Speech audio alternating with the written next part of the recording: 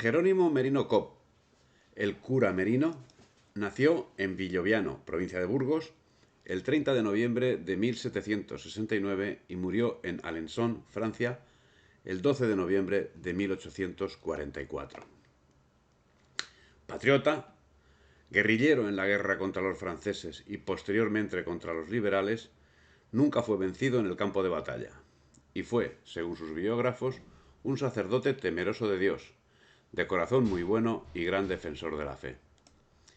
Español en el amplio sentido de la palabra, la religión y la patria fueron sus dos grandes amores. Un Quijote, encarnación de don Alonso Quijano, no dudó en abandonar la comodidad de su vida de párroco para dedicarse a desfacer los entuertos que primero la invasión militar francesa y posteriormente el triunfo del liberalismo sumieron a España hasta hoy mismo en la barbarie. Hizo su gloriosa aparición el 10 de agosto de 1808, cuando, habiendo formado una partida de 6 hombres de su comunidad parroquial, atacó al ejército invasor. Incapacitado para controlar el territorio, se emboscaba en el terreno que también conocía. Su fama corrió como la pólvora entre las poblaciones vecinas, de donde surgió un importante contingente de voluntarios que se unieron a la partida. La comarca de Lerma, de Roa, la Ribera del Duero serían su campo de actuación. Sus triunfos hicieron que los apoyos que le llegaban del pueblo llano se apoyasen con los de otras fuerzas guerrilleras que, como las de Juan Martín Díez, el empecinado, le facilitaban armas y apoyo estratégico. Y la Junta Central lo nombró comandante de la guerrilla, a la que nombraba Cruz del Capitán. En actuaciones relámpago se hizo con correos varios y convoyes de munición franceses, destacando la acción de Quintana del Puente, donde tras vencer al contingente francés les rescató 118 carros cargados de granadas, 16.000 libras de pólvora, 4 morteros y 2 obuses.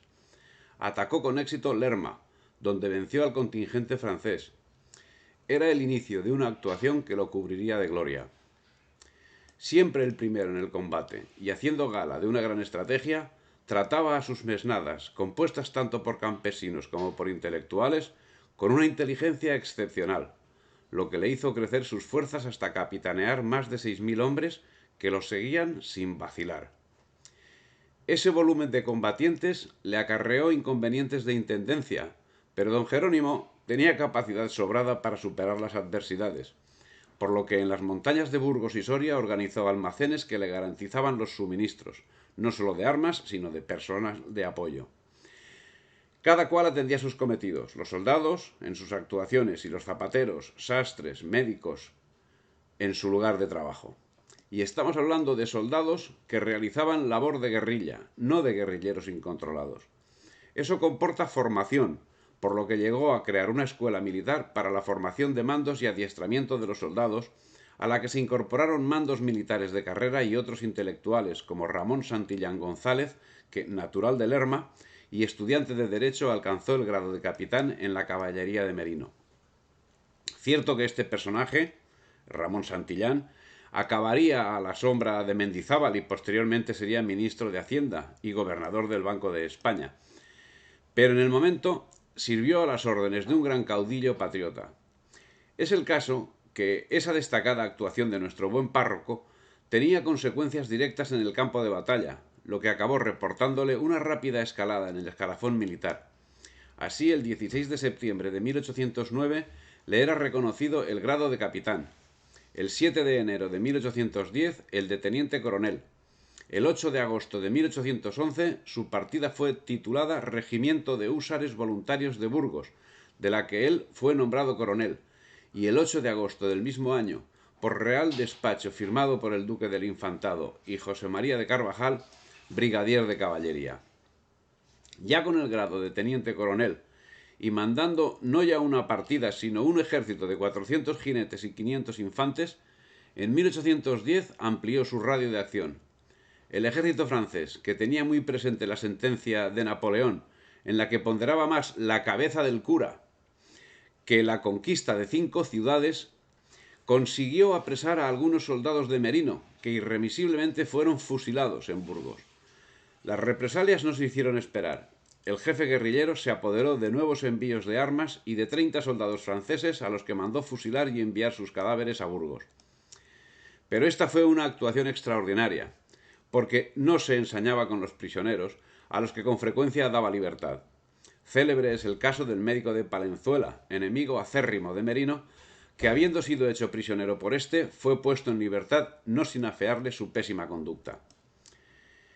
El 13 de mayo de 1814, Fernando VII regresó a Madrid, llamó a don Jerónimo Merino y le concedió la canonjía de la Catedral de Valencia.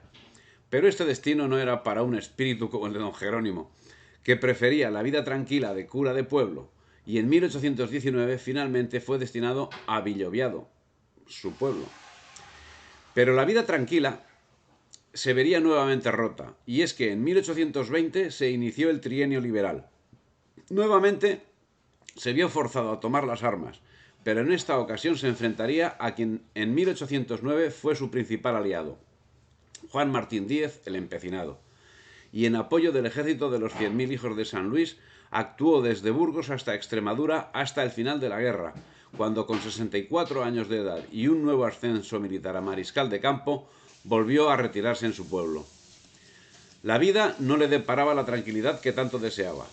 Estaba demasiado significado. Acosado por los liberales, fue denunciado por estar conspirando.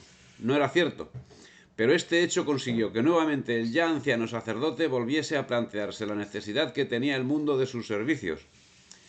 Y así, como imagen fiel de nuestro señor Don Quijote, no quiso aguardar más tiempo a poner en efecto su pensamiento, apretándole a ello la falta que él pensaba que hacía en el mundo su tardanza, según eran los agravios que pensaba deshacer, tuertos que enderezar, sin razones que enmendar, y abusos que mejorar, y deudas que satisfacer, y así, sin dar parte a persona alguna de su intención, y sin que nadie le viese, una mañana antes del día, que era uno de los calurosos del mes de julio, se armó de todas sus armas, subió sobre Rocinante, puesta su mal compuesta celada, embrazó su adarga, tomó su lanza, y por la puerta falsa de un corral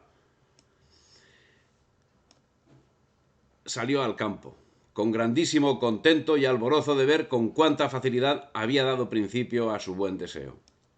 Corría el año 1820 y se levantó contra la revolución de Riego. Emitió una proclama en la que llamaba a las armas en defensa de los principios patrióticos y cristianos y contra los liberales, que según él estaban sometiendo la monarquía del rey Felón. No fueron pocos los que siguieron la muestra de hombría del buen cura. Muchos que ya habían combatido a sus órdenes se unieron a la nueva partida, y con ellos empezó su nueva andadura, midiendo las espaldas de los liberales en las mesetas castellanas. Pero el absolutismo de Fernando VII, al que fielmente había servido, ordenó la disolución de su ejército, lo que provocó que, si ya tenía dudas sobre la honorabilidad de Fernando VII, se hiciese decidido partidario de su hermano don Carlos. Llegado el mes de septiembre de 1833, el enfrentamiento entre el liberalismo, abiertamente encargado en la familia real, y el movimiento tradicional español, capitalizado por Carlos María Isidro, venía anunciando tiempo atrás una inexorable guerra civil.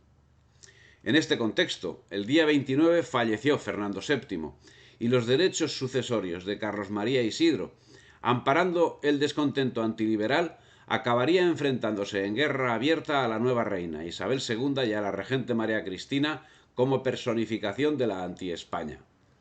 Ahora sería la Suprema Junta Carlista de Castilla la que, en nombre del autotitulado Carlos V, le nombraría capitán general de Castilla la Vieja con mando sobre una fuerza de 14 batallones.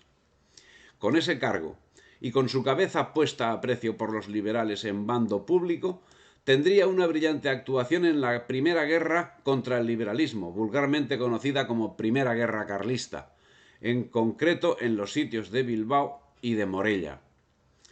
La causa carlista, por circunstancias que nada tuvieron que ver con la brillante actuación del ejército, que la tenía ganada, se perdió en la nada tras la firma del Tratado de Vergara entre Espartero y Maroto.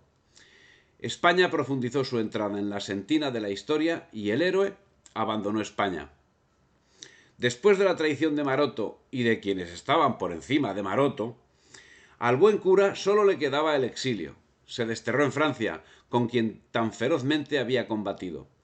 Ahí fue capellán de unas monjas de clausura en Alençon, y fue acogido y agasajado por sus antiguos enemigos, lo que inequívocamente nos habla de la humanidad y de la justicia de este hombre. Murió el 12 de noviembre de 1844 a los 77 años, y sobre su tumba labraron en latín un epitafio que rezaba: estuvo siempre dispuesto a morir antes que quebrantar las leyes de Dios y de la patria. Hoy sus restos reposan en Lerma. Gloria al cura Merino.